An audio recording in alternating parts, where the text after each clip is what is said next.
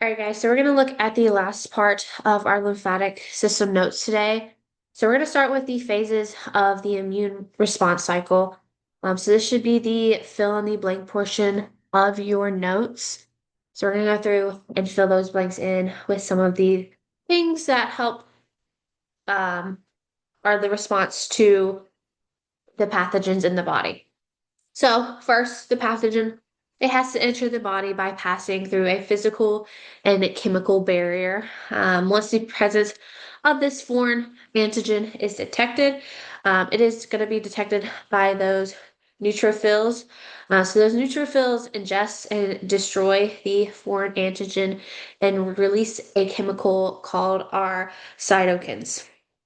So once this chemical is released, those chemicals, the cytokines itself, attract the white blood cells to the infection site and stimulates inflammation. So this is where those lymph nodes kind of start to become inflamed or to swell up. And then we have our macrophages and our natural killers are then attracted to that infection site as well. So the inflammation is further stimulating, activating additional immune cells. So this is where our lymphocyte or our lymph nodes are massive, just because it has a lot going on, trying to attack or trying to fight off this pathogen that's in our body. So the infected cells are going to trigger like that hypothalamus to elevate the body's temperature. So this is kind of what leads to like a fever, like a mild fever. Um, to also say, hey, there's something going on within the body that we're trying to attack here. Both the infected and uninfected cells may be destroyed during the immune defense attack on the infected area, just because it's trying to attack every cell that's in there and get rid of this pathogen. And then we have our adaptive immunity response is triggered in activities by the innate immunity. And then our phagocyte cells ingest the pathogen and get rid of it. And then this cycle starts all over again once a pathogen enters that body again. Now, sometimes the body can't fight it on its own, and that's when our antibiotics and medication come in to assist this response cycle as well. Okay. Next, we have our disorders of the lymphatic system. So we're going to go through, look at some things that can happen within the lymphatic system. The first one we have here is going to be our anaphylactic shock or our severe allergic reaction. If you remember way back in Unit 1, we talked about this in our emergency situations unit. But this is going to be an overreaction of the immune system to an allergen such as bee stings, nuts, medications. Those are just the most common ones. It can just be whatever your body does not like. Um, Symptoms, same thing from way back when. You could see coughing, you could see itching, rash, hives, swelling or itchy throat, weak pulse, trouble breathing. Sometimes it's not as severe, like our coughing or rash, and then it can be as severe as the hives or swollen throat, where people are having trouble breathing, and they need what we call as our treatments, our EpiPen.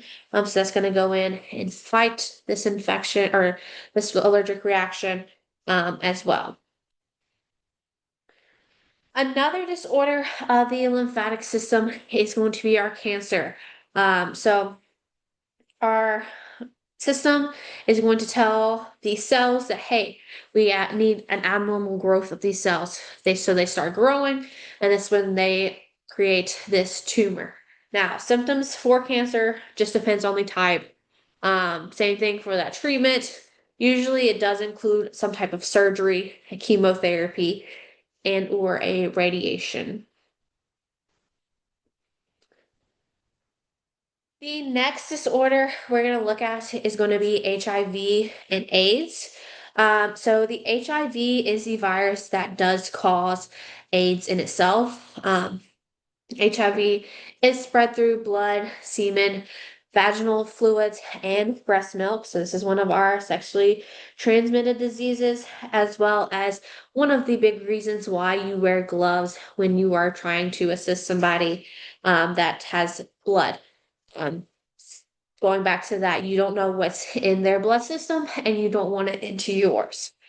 Some of the symptoms of HIV and AIDS. So, after initial infection with HIV, symptoms of general infection may occur.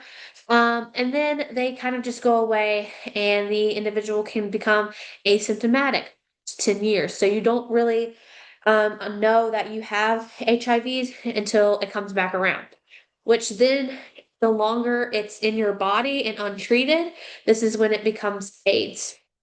So treatment does kind of be based off these symptoms. It's good to get tested. A lot of times, sometimes you'll get tested at doctor's appointments, like your yearly checkups and stuff like that, just depending on the circumstances. And then we have Hodgkin's disease. This is also going to be caused by lymphoma. This is going to be a cancer of the lymphatic system.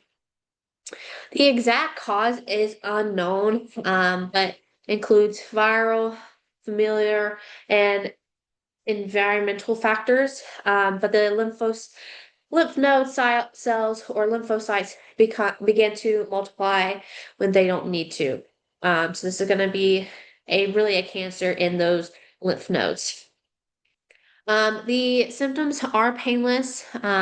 It's just swelling of the lymph nodes, maybe an early sign when there's no other bacteria, virus, or infection that is causing the lymph nodes to swell. And then treatment is going to be that chemotherapy and radiation. And then we have our infectious mononucleosis, or you may have heard of it as mono.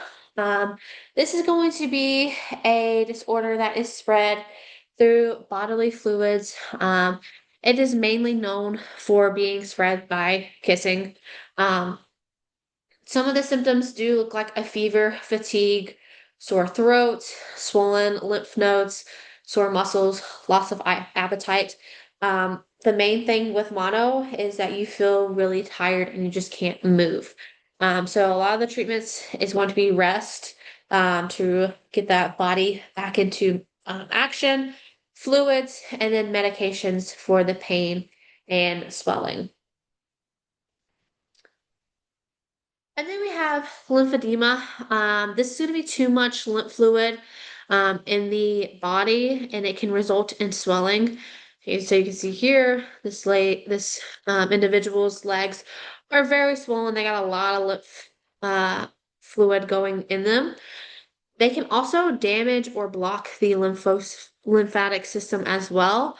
So it cuts off that connection. So the body can't fight the infection. As you can see here, there's some infection going on as well. And it usually does happen in one or both legs or arms. Compression devices like socks help that fluid keep going. Massages can get that fluid back into that rotation of, hey, we need to cycle through the body as well. And then we have tonsillitis. So this can be a bacterial and viral infection of the tonsils. So you can see here, these tonsils are very inflamed. They have that infection on them. Strep throat is going to be a common bacterial cause of this. So if you're an individual who gets strep throat often, and then you get your tonsils swell up, that can be a sign that you have tonsillitis, and that the tonsils themselves need to be removed. Oh, sorry. But some of the symptoms, you have throat pain, and tenderness, red tonsils, white or yellow, coating on the tonsils, usually a lot of that strep throat symptoms as well. So you can take an antibiotic to get rid of the bacteria. And then, like I said, if this is something that occurs very often, so not saying, hey, you get strep throat once or twice a year, but if you get strep throat multiple times a year, maybe getting your tonsils removed would be a good option. And then we have our autoimmune disorders. So, the body's immune system mistakenly attacks normal tissues. Um, it doesn't, no one really knows why it does this. So, there's no cure to an autoimmune disorder. So, there's only medication that can help with the inflammation and release of those symptoms. But it does depend on the disease. So, there's a couple examples here, but we're just going to look at like our type 1 diabetes. The immune system attacks the cells in the pancreas, and there's no real reason of why. Remember when we talk about rheumatoid arthritis way back when in our skeletal system, the immune system attacks those joints, and there's just no definitive answer on why it does it. It just does. So early symptoms are similar to like fatigue, achy muscles, swelling, fever. Individual diseases have their own symptoms. So it just kind of depends on what is bothering you and what leads to this diagnosis. And then our last disorder for our lymphatic system is going to be our lupus erythematosus. This is going to be one of those autoimmune diseases. So from that last slide, when the immune system attacks its own tissue. Now, there is one thing that I need you to highlight in your notes that will come up in a question, and it is that this will cause a face rash, generally in the shape of a butterfly. That is going to come up on a question on your upcoming test and probably the exam. They like to use this question a lot because it is something that is very different from all the other disorders. So just know this one usually causes a face rash that is in the shape of a butterfly. Um, the only real treatment for this is going to be our anti-inflammatory drugs to kind of lower that inflammation and get rid of that rash. Okay, so that does wrap up our lymphatic system notes. So we'll look at finishing that up, finishing the system up this week, and then we'll look into our endocrine system.